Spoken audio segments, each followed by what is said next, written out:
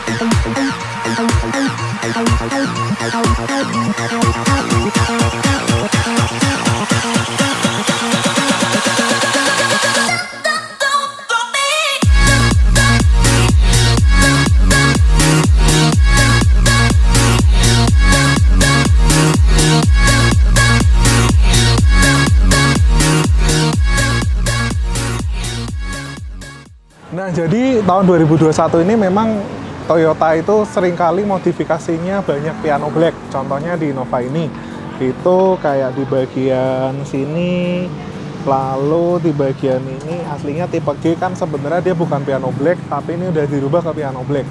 Nah, jadi kalau kalian mau rubah piano black, saran saya sih lebih baik kalian melihat dulu panelnya seperti apa. Menurut pengalaman saya, kalau misal panelnya itu dia kasar atau berbentuk plastik yang pori-porinya kasar, biasanya kalau misal dembulan sendiri, biasanya tetap ada gelombang kecil-kecil atau keriting kecil-kecil di bagian piano blacknya jika kalian bikin piano black. Jadi kalau misal kalian mau piano black, lebih baik kalian panel yang sudah ada itu bukan panel yang kasar, jadi panelnya tuh yang udah halus. Jadi tinggal di piano black aja atau tinggal di cat piano black itu biasanya bisa maksimal. Nah, lalu kalau misal lampu Innova sendiri tipe G memang terkenal kurang terang ya, karena lampunya kuning.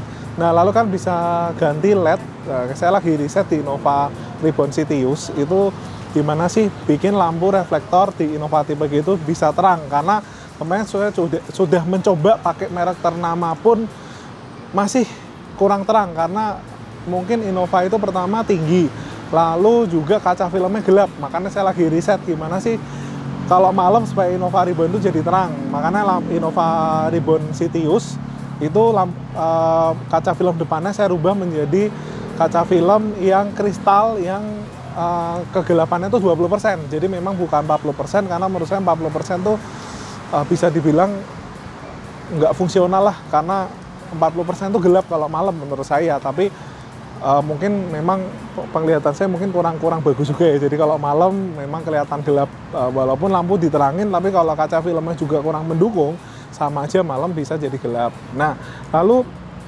headlamp itu mungkin kalau kalian ada modifikasi juga, apakah benar yang lampu headlamp depan itu lebih baik original di sini lalu diganti LED, atau kalian ganti Venturer lalu kalian ganti LED? Nah, itu lebih terang mana, mungkin bisa kasih saya masukan juga. Nah, untuk Innova Ribbon facelift itu, jika kalian tuh mau facelift itu kalian mesti ganti part di sini, grill bawah, lalu fog lamp.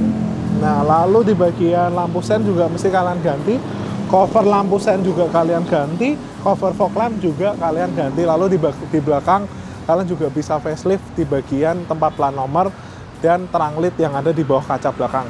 Itu biasanya kalau misal lap bumper ini di facelift total kisaran mungkin 10-11 jutaan ya. Itu belum termasuk cat kayaknya. Nah, lalu jika kalian sebenarnya Innova Ribbon Diesel tuh kan mesinnya udah 150 horsepower, itu udah cukup kenceng. Itu jika kalian tuh pengen Innovanya lebih tarikannya lebih yahut, kalian bisa ganti ke filter yang performance. Jadi macam-macam ya, ada merek KNN, ada merek spin filter, ada merek BMC segala macam. Tapi jangan lupa jika kalian ganti yang free flow, itu biasanya ada suara mendesis.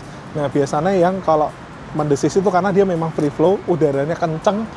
Jadi kalau misal kalian ada upgrade seperti itu, biasanya sih ada suara mendesis sedikit lah, lebih berisik sedikit dibanding yang original.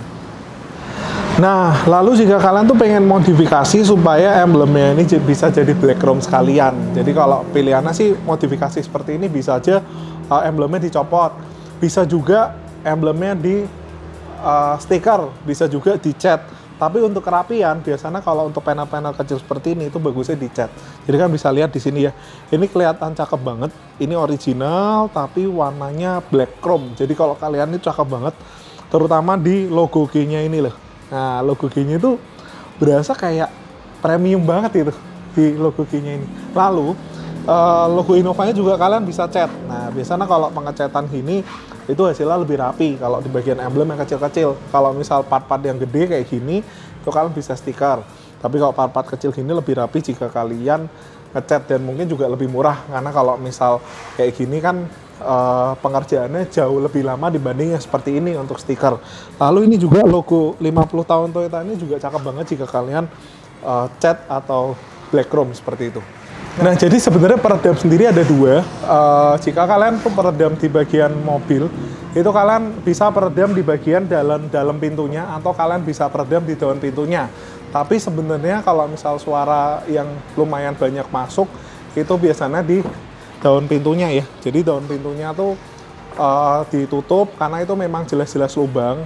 Karena kalau misal di bagian sini kan dia udah ketutup rapat, tapi kalau di daun pintu kan dia lubang. Jadi suara itu biasanya memang masuknya ke lubang-lubang.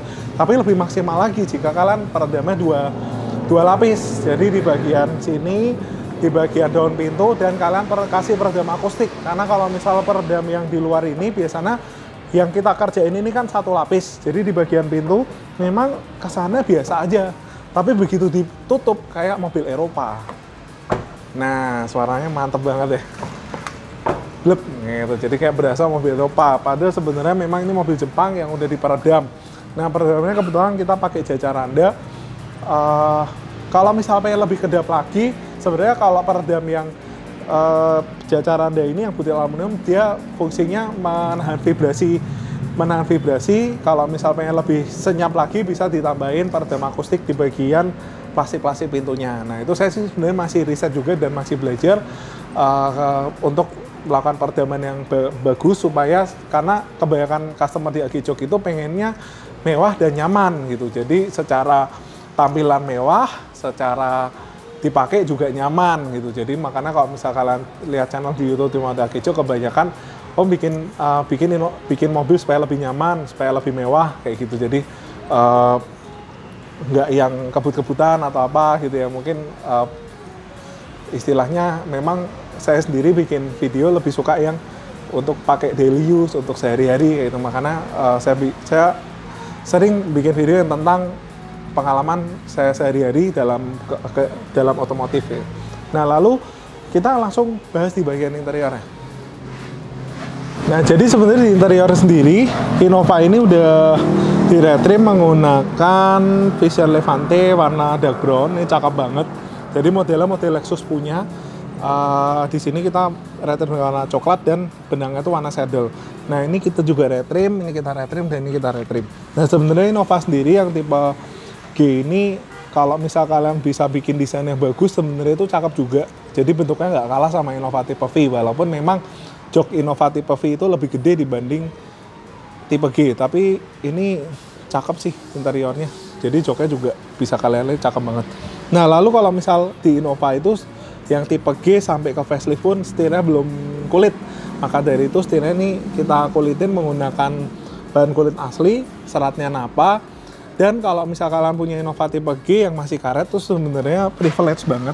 Jadi kalau misal kalian pegang gini itu jauh lebih empuk dibanding setirnya kayak Venturer atau mungkin Fortuner VRZ. Ini jauh lebih empuk dan lebih nyaman, soft banget dipegang.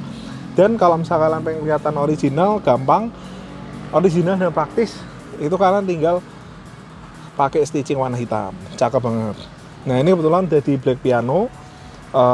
Black Piano sih bukan dari kita, tapi ya sekedar review lah untuk bagian sini bisa Black Piano. Tapi kalian kalau suka dengan jahitan-jahitan juga ini sebenarnya bisa di-retrim. Nah, sebenarnya kalau di-retrim di sini itu banyak customer kita yang takut nanti kalau copot-copot gimana. Nah, kalau misal kayak gininya copot-copot, sebenarnya di belakang itu kan ada kancing-kancingnya. Nah, kita biasa las plastik supaya kancing-kancingnya itu dia bergeser sehingga dia lebih maju di sini, sehingga kalau dipasang dia nggak copot-copot. Door trim juga ini udah kita retrim dengan Fisher Levante warna dark brown. Nah, kita masuk ke bagian belakang. Belakang sendiri ini udah diganti atau dimodifikasi menggunakan armrest Innova tipe V. Nah, Innova tipe V sendiri sama Fortuner kayak armrestnya sama ya. Bisa dibilang dia armrestnya yang paling premium punya, karena di sini dia ada cup holdernya. Dimana kalau yang Innova tipe V lama dia nggak ada cup holdernya. Ini kalau dari motif kayak gini bener-bener nggak ada bedanya dengan tipe V ya. Jadi jok belakang Innova G dan V itu benar-benar sama, cuma beda ada armrestnya aja. Ini udah kita modifikasi, kita dress up supaya lebih nyaman lagi untuk dipakai harian, terutama kalau misal kalian punya keluarga. Gitu aja ya bosku untuk konten Innova kali ini. Semoga konten ini bisa bermanfaat buat kalian semua. Thank you bos.